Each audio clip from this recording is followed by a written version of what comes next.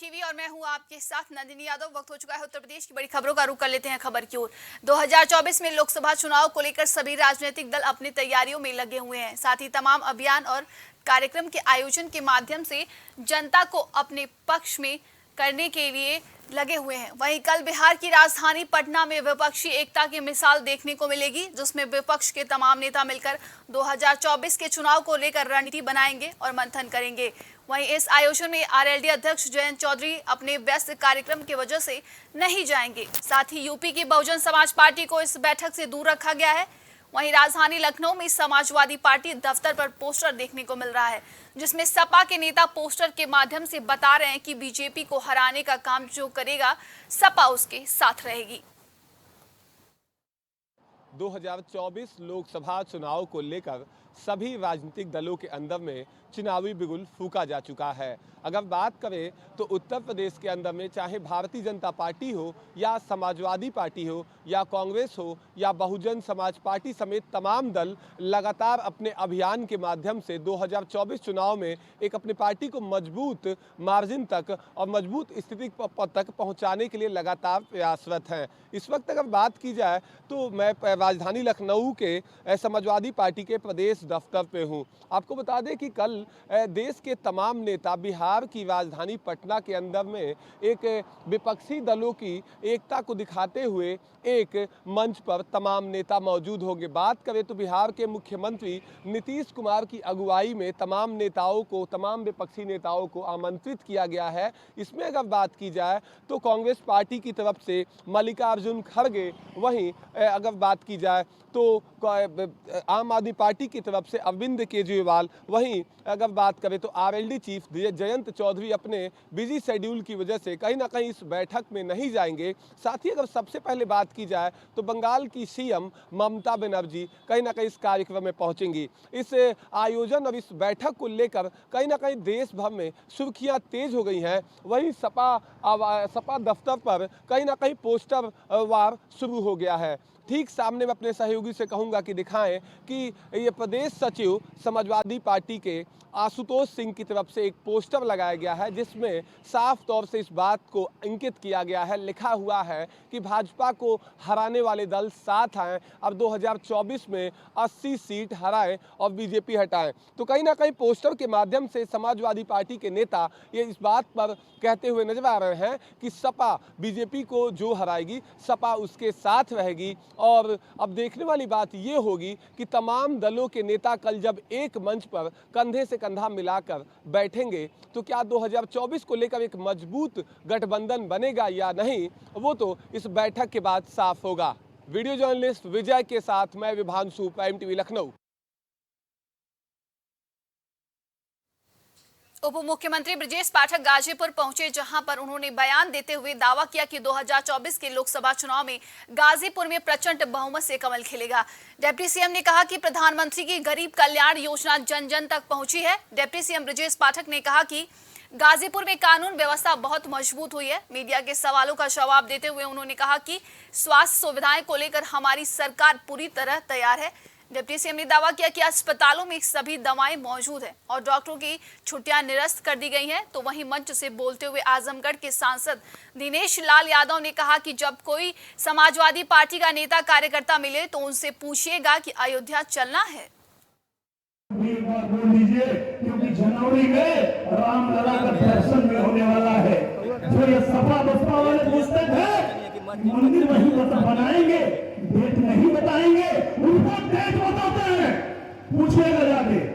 रामलला को मंदिर बना दिया हमने। गाजीपुर में केंद्र सरकार के सेवा सुशासन और गरीब कल्याण के 9 वर्ष पूरे होने पर गाजीपुर में जिस ढंग से जाति धर्म संप्रदाय से ऊपर उठ करके लोगों ने एक झंडे के नीचे भारतीय जनता पार्टी की जनसभा में शामिल हुए हैं। मैं गाजीपुर के लाखों लोगों का हृदय से आभार प्रकट करता हूं, अभिनंदन करता हूं, शुक्रिया देता हूं। माननीय प्रधानमंत्री जी की गरीब कल्याण योजना जन जन तक पहुंची है। कानपुर के गुप्तार घाट की रहने वाली गीता देवी ने कानपुर प्रेस क्लब में प्रेस वार्ता के दौरान बताया कि क्षेत्र के कुछ लोग रोजाना जुआ खेलते हैं और शराब पीने के बाद गालियां देते हैं, जिसका विरोध करने पर जाति सूचक शब्दों का प्रयोग करते हुए जान से मारने की धमकी दी। जब इसका विरोध किया गया तो सभी ने लोहे की रॉड सरिया को डंडों से जानलेवा हमला कर दिया, जिससे गीता देवी और उनके पति मनसाराम गंभीर रूप से घायल हुए हैं। पुलिस ने मेडिकल तो कराया, लेकिन अभी तक रिपोर्ट दर्ज नहीं की गई है। एक्चुअली मेरे वहाँ पर जुआ हो रहा था। मेरे पापा ने मना किया, यहाँ मत खेलो। पापा ने मना किया। उनके पापा ने पापा से बहस करी, तुम कौन होते हो बोलने वाले, क्यों बोल रहे हो, यहाँ पर हम खेल रहे हैं, तुम्हारा दरवाजा है, तुम्हारा द्वारा है यहाँ पर, तुम मना करने। मेरे पापा ने कहा, बहस करने लगे। उसके बाद पापा मेरे चौराहे पे आ गए, वो फिर आए झगड़ा करने के लिए। उनके बेटे लोग सरिया और गुम्बे लेके आए, पीछे से वार कर दिया। मेरे भाई लोग गए थे वहाँ पे बुलाने के लिए, मेरी बहन को, मेरे भाई को उठा के पटका, गुम्बे से मारा, सरिया से मारा। खबर बुलंदशहर से है, जहां पर ट्रैक्टर रैली निकालकर खुर्जा तहसील में किसान धरने पर बैठ गए। धरना प्रदर्शन के बाद किसान ने एसडीएम को प्रधानमंत्री के नाम 7 सूत्रीय मांगों का ज्ञापन सौंपा है। इस प्रदर्शन के दौरान संगठन के राष्ट्रीय अध्यक्ष भानु प्रताप सिंह ने लोकसभा चुनाव लड़ने का ऐलान किया है, जिसमें भारतीय किसान यूनियन के राष्ट्रीय अध्यक्ष भानु प्रताप सिंह सहित सैकड़ों कार्यकर्ता मौजूद रहे।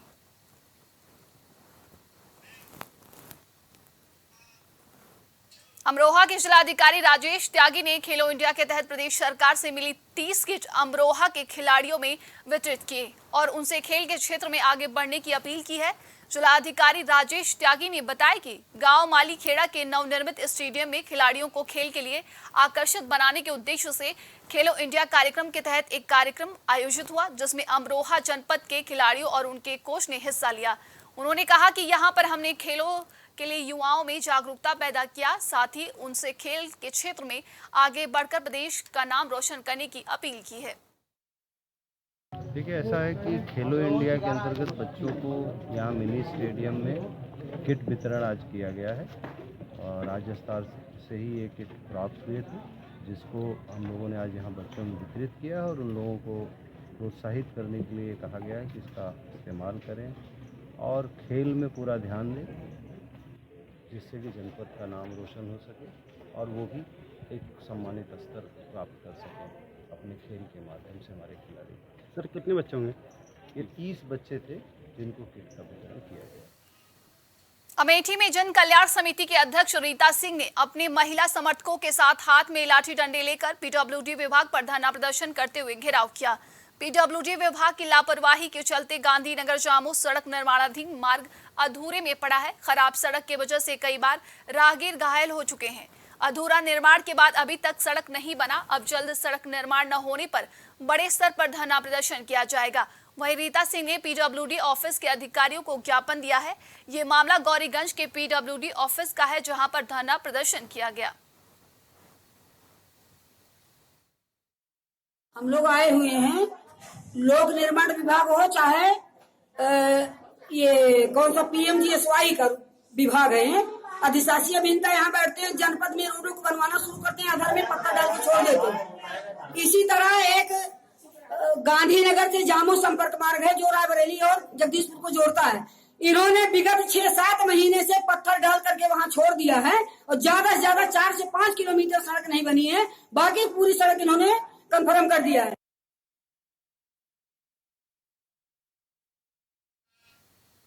भीषण गर्मी के दौरान अलीगढ़ में बिजली कटौती को लेकर जनता में त्राहिमाम मची हुई है। बिजली कटौती को लेकर भीषण गर्मी में अलीगढ़ की जनता को गर्मी से राहत के लिए हवा पानी की भारी किल्लत का सामना करना पड़ रहा है। वहीं बिजली कटौती को लेकर मजदूर और किसानों को भी काफी परेशानियों का सामना करना पड़ रहा है। इसी को लेकर आम आदमी पार्टी के नेताओं ने जिलाधिकारी कार्यालय पर प्रदर्शन करते हुए राष्ट्रपति के नाम पर ज्ञापन सौंपा। इस दौरान आप पार्टी के नेताओं ने कहा कि प्रदेश में 24 घंटे बिजली देने का हवाई है। केंद्र सरकार और प्रदेश सरकार आपसी विवाद में विद्युत कटौती कर लोगों के भीषण गर्मी में परेशान कर रही है। प्रदेश सरकार को भीषण गर्मी में बिजली कटौती नहीं करनी चाहिए। अगर बिजली कटौती पर प्रतिबंध नहीं लगा तो आप पार्टी के कार्यकर्ता सड़कों पर उतरकर प्रदर्शन करने पर मजबूर हो जाएंगे।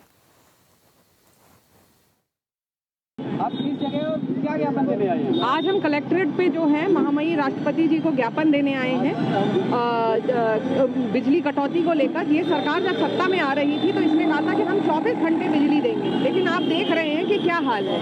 1 लाख एम्प्लॉय की ज़रूरत है बिजली विभाग को, लेकिन हैं कितने? 33 लाख, 33,000 जो है एम्प्लॉय हैं खाली। बिजली की जनता त्रस्त हो रही है। आज रोज सुबह से शाम तक 24 घंटे में 12 13 घंटे मुश्किल से लाइट आ रही है। सबसे बड़ी समस्या ये है, मैं महेंद्र नगर हनुमानपुरी में रहता हूँ। हनुमानपुरी फीडर पे जो है कम से कम 30 ट्रांसफार्मर हैं, जिससे कि हजारों घरों की बिजली है। अगर एक कस्टमर की बिजली खराब होती है तो पूरा फीडर बंद कर दिया जाता है, और दिन में कम से कम सुबह से शाम तक कम से कम 40 से 50 बार शट डाउन लिया जाता है। ऐसा क्यों? औरैया में एटीएम फ्रॉड और चोरी की घटनाओं को अंजाम देने वाले गैंग के 2 अभियुक्तों को पुलिस और एसओजी टीम ने चेकिंग के दौरान गिरफ्तार कर लिया है। आरोपियों के पास से अलग अलग बैंकों के 4 एटीएम कार्ड, तमंचे, 2 कारतूस और 2 मोबाइल फोन बरामद किए गए हैं। दोनों पर 20-20 हजार का इनाम भी था। दोनों अभियुक्त अलग जनपदों में घटनाओं को अंजाम देते थे। ये पिछले कुछ समय से सीनियर सिटीजन आदि लोगों को बहला फुसलाकर उनका एटीएम के बाहर एटीएम स्वैप करके चोरी की घटनाएं कारित करने वाले की कुछ शिकायतें मिल रही थी। ये एक थाना फफूंद में एक 75/23 इसी क्रम में एक मुकदमा लिखा था, और इसके अतिरिक्त दिन में भी कुछ घटनाएं चोरी की कारित होनी प्रकाश में आई थी, जिसके क्रम में इलेक्ट्रॉनिक सर्विलांस के माध्यम से और बैंक से संबंधित बैंक से जो एटीएम वगैरह के फुटेज मिले और जहाँ पे आगे जाके इनसे शॉपिंग की गई, तो कुछ अभियुक्त चिन्हित किए गए थे। जिनकी चंदौली में बारिश के बीच आकाशीय बिजली कच्चे रिहायशी मकान पर गिरी, जिसकी चपेट में आकर कमरे के अंदर मौजूद 8 लोग घायल हो गए। घायलों में महिलाएं और बच्चे भी शामिल हैं। ग्रामीणों की सूचना पर पहुंची पुलिस ने घायलों को अस्पताल पहुंचाया, जहां सभी का इलाज जारी है। इस घटना की सूचना पर एसडीएम ज्वाला प्रसाद और सीईओ रघुराज चिकित्सालय में मौजूद रहे।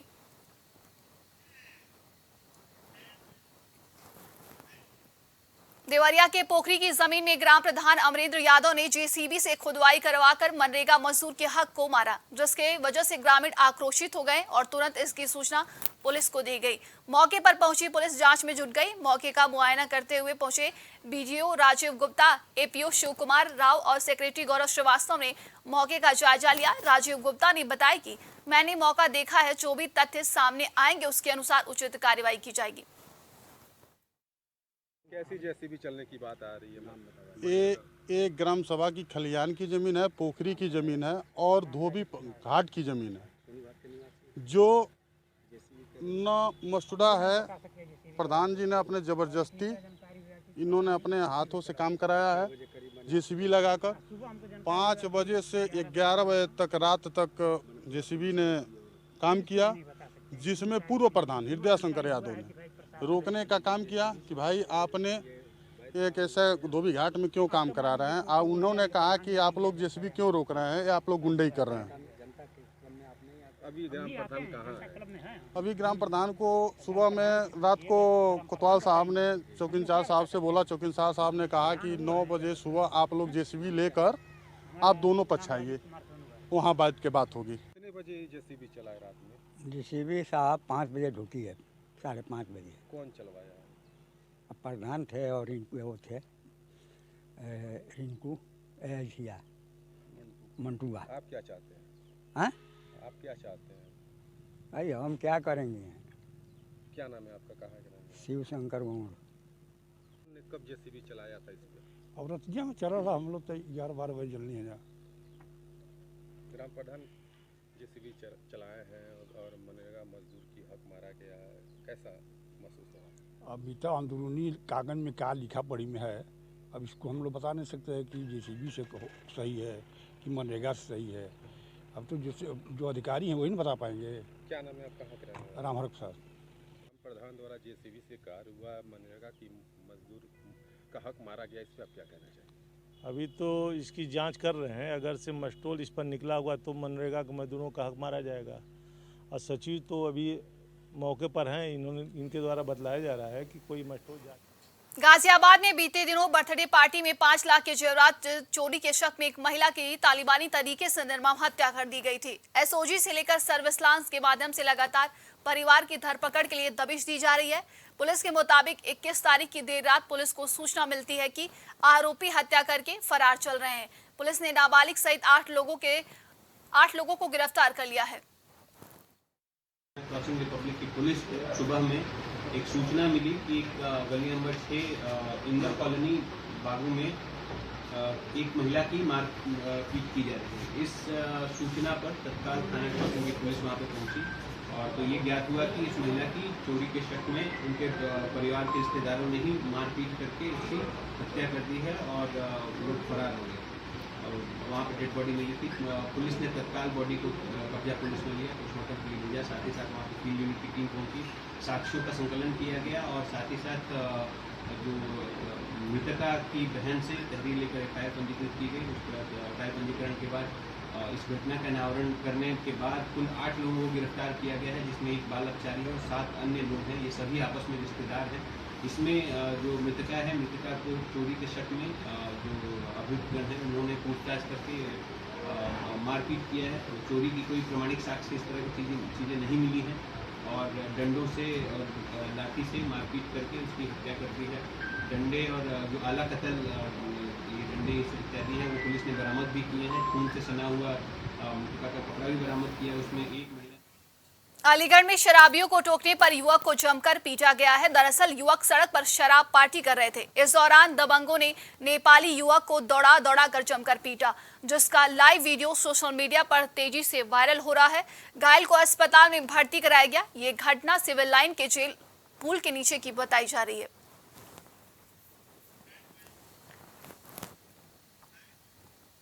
प्रयागराज के अरई गांव के क्रेता ने धोखेबाजी करते हुए चौदही बदल दी और विक्रेता की कीमती जमीन को हड़पने की कोशिश की। विक्रेता सुभाष चंद्र गुप्ता का आरोप है कि बैनामे के दौरान उसकी ओर से जो चौदही दिखाई गई थी, क्रेता के द्वारा धोखेबाजी करते हुए चौदही बदल दी गई है और अब वो क्रेता चौदही के आधार पर पक्की सड़क के किनारे उसकी कीमती जमीन को हड़पना चाहता है, जिसको लेकर पंचायत भी हुई, लेकिन क्रेता लालमणि यादव पंचायत की बात मानने को तैयार नहीं है। विक्रेता सुभाष चंद्र यादव काफी परेशान है। मामला यही है कि वो लिखने गया पीछे को, वो लिख दिया, कर दिया आगे को, दूसरा कागज बना के फर्जी ढंग से आवाज नहीं मान रहा है। पंचायत जुटा थी, उसमें बोला कि मैं नहीं हलफ उठाएंगे, हम बेईमान हो गया है। इसी रजिस्ट्री के बाद उसका नाम क्या है? उनका नाम तो नहीं बताया, लालमणि यादव। उसमें जब पढ़े थे हम तो उसमें जो चौहद्दी लिखवाया गया था, पूरब कमलावती देवी का खेत, उत्तर भगवान दास का खेत, पश्चिम चक्रोट और नाली और दक्षिण सुभाष चंद्र गुप्ता का जुर्म, ये चौहद्दी रखवाया गया था और यही पढ़ के सुनाया था हमने। और उसके बाद में अब रजिस्ट्री हो गई, अब पेपर अंदर गया, वहाँ साइन हुआ, रजिस्ट्री हुई और आज पता चल रहा है कि वो तो पूरा चौहद्दी बदल दी गई है। जब हम पढ़े थे तो वो चौहद्दी जो इस समय दी गई है उस चौहद्दी नहीं थी। हम लोग जब पढ़ाया गया था हम लोग को तो उसमें चौहद्दी दूसरी थी और आज जो जब नपाने आए तो उसमें चौहद्दी दूसरी रखी गई है। इनके साथ फ्रॉड किया गया। जब पढ़ाए थे तब वो चौहद्दी दूसरी रखी गई थी, आज जब सामने लाए हैं नाप कराने के लिए चौहद्दी बदल दी गई है। तो और इसके सारे जिम्मेदार उनके वकील थे, कंप्यूटर ऑपरेटर थे। कंप्यूटर ऑपरेटर से आपने बात किया?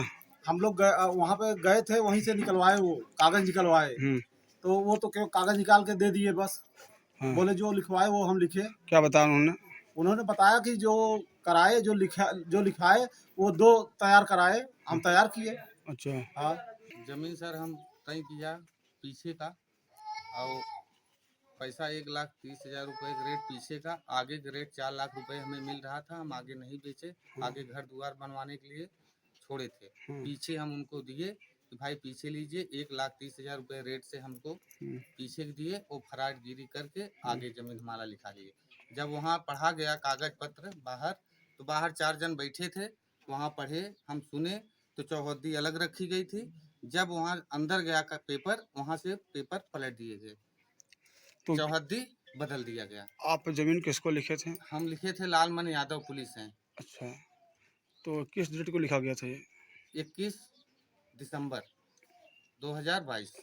तो आपके साथ में गवाहदार रहे होंगे? हाँ, गवाहदार थे। तो आपने पढ़ा नहीं था? पढ़े थे, गवाहदार लोग पढ़े थे, हम सुने थे। हाँ। तो सुने थे जिधर चौहद्दी रखा गया था उधर न करके चौहद्दी बदल दी गई। अच्छा, तो आपको जानकारी कब हुई है? हम चले गए थे मुंबई, आए तब 6 महीना के बाद हमको जानकारी हुई, जब वो लोग पहुंचे नाप लिए। हरदोई में घर में घुसकर दरोगा और सिपाही ने महिला और घर के बुजुर्गों के साथ अभद्रता की। घर में घुसकर पुलिस का गाली गलौज करने का वीडियो वायरल हो रहा है। नाली विवाद में पुलिस ने घर में घुसकर गाली गलौज किया है। पीड़ित का आरोप है कि जिस व्यक्ति के यहां आना जाना है उसी से नाली को लेकर विवाद हो रहा है। युवक ने सोशल मीडिया पर वीडियो वायरल करके लोगों से मदद मांगी है। युवक ने प्रार्थना पत्र देकर पुलिस अधीक्षक से शिकायत की है। यह मामला पचदेवरा थाना क्षेत्र के बरुआर गाँव का है। मैं मनोज शुक्ला बरुआरा से बोल रहा हूँ।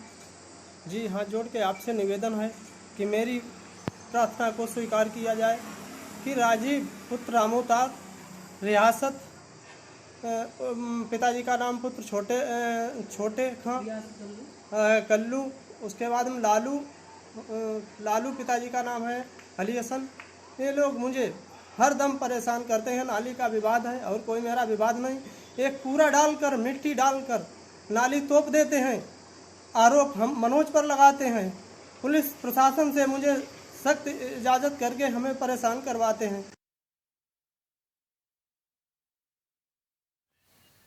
अलीगढ़ में यात्रियों से भरी रोडवेज बस पेड़ से टकरा गई, जिसमें कई लोग घायल हो गए और 2 की हालत गंभीर है। वहीं सूचना पर पहुंची पुलिस ने सभी घायलों को एम्बुलेंस की मदद से जिला अस्पताल पहुंचाया। रोडवेज बस की स्टीयरिंग फेल होने की वजह से हादसा होना बताया जा रहा है। वहीं हाथरस डिपो की बस अलीगढ़ से आगरा के लिए 25 यात्री लेकर जा रही थी। ये घटना थाना मड्राक इलाके के मुकुंदपुर के पास की है।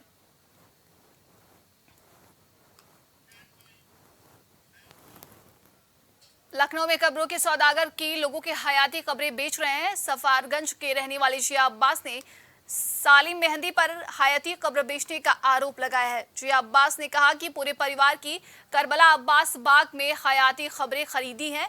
इसी तरह सालिम मेहंदी कई कब्रों का सौदा कर चुके हैं। सालिम मेहंदी करबला अब्बास बाग के केयरटेकर है। जिया अब्बास ने इसकी जानकारी थाना ठाकुरगंज को दी है। मौके पर मौजूद पुलिस मामले की छानबीन कर रही है।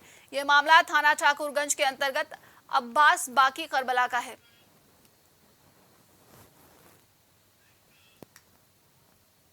सुल्तानपुर में पूर्वांचल एक्सप्रेसवे की एयर स्ट्रिप पर एक बार फिर लड़ाकू विमान उतरने की तैयारी हो चुकी है। आने वाले 24 या 25 जून को विमान उतरने का रिहर्सल किया जा सकता है। इसके लिए एयर स्ट्रिप के बीच में रखा डिवाइडर हटाया जा रहा है। साथ ही एयर स्ट्रिप को मेंटेन किया जा रहा है। वहीं जिला प्रशासन भी इसकी तैयारियों में जुट गया है। साथ ही मेंटेनेंस का भी काम करवाया जा रहा है। यूपीडा के अधिकारियों के साथ सुल्तानपुर के डीएम एसपी लगातार इसकी निगरानी में लगे हुए हैं। इमरजेंसी लैंडिंग फैसिलिटी जो उन्होंने बनाई है उस पर एक्सरसाइजेस की जा रही है। पूर्वांचल एक्सप्रेसवे पे जो सुल्तानपुर जनपद की सीमा के अंतर्गत ये एयर स्ट्रिप बनी है, वहाँ पर इंडियन एयरफोर्स जो है एक्सरसाइजेस करेगी। उसकी सूचना हम लोगों को दी गई है। यूपीडा द्वारा जो है सारी तैयारी कराई जा रही है। एयर स्ट्रिप की मेंटेनेंस, बैरियर को शिफ्ट करना काफ़ी दिन से ये कार्य चल रहा है और वो जल्दी कंप्लीट हो जाएगा। इसके अलावा जो एक्सरसाइजेस है 24 तारीख को है और 24 में अगर वेदर खराब होता है तब 25 तारीख तक जो है हो जाएगा। प्रशासन की तरफ से हमको सिक्योरिटी और लॉ एंड ऑर्डर जो है वो देखना है। वो मैं और कप्तान साहब आज स्ट्रिप पर आए भी हैं और इसकी जो अरेंजमेंट। झांसी के शाहपुर बस स्टैंड पर बच्चों के साथ खेलते समय एक 5 साल का मासूम खुले पड़े शौचालय के गड्ढे में गिर गया, जिससे उसकी पानी में डूबकर मौत हो गई। घटना के संबंध में बताया जा रहा है कि शाहपुर बस स्टैंड के हाल निवासी प्रवेश अपने परिवार के साथ रहता था। उसका 5 साल का बेटा गोपाल बच्चों के साथ खेल रहा था। इसी दौरान खेलते समय वो पास में ही बने खुले पड़े पानी के भरे शौचालय के टैंक में जा गिरा, जिसके बाद परिजनों ने उसे पानी से बाहर निकाला और सामुदायिक स्वास्थ्य केंद्र लेकर पहुंचे।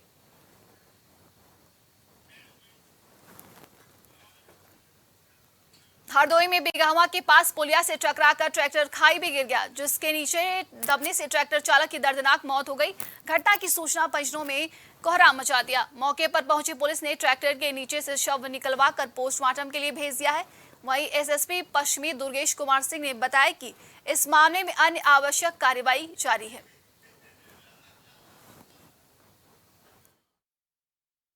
दुर्घटना का मामला, थाना का मामला, क्या इसमें कार्रवाई की जाए?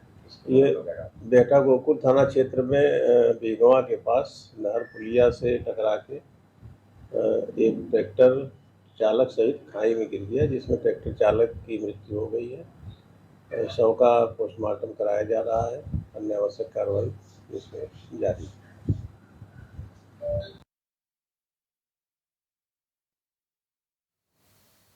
आज के लिए उत्तर प्रदेश की खबरों में बस इतना ही। देश दुनिया की तमाम खबरों के लिए देखते रहिए प्राइम टीवी। नमस्कार।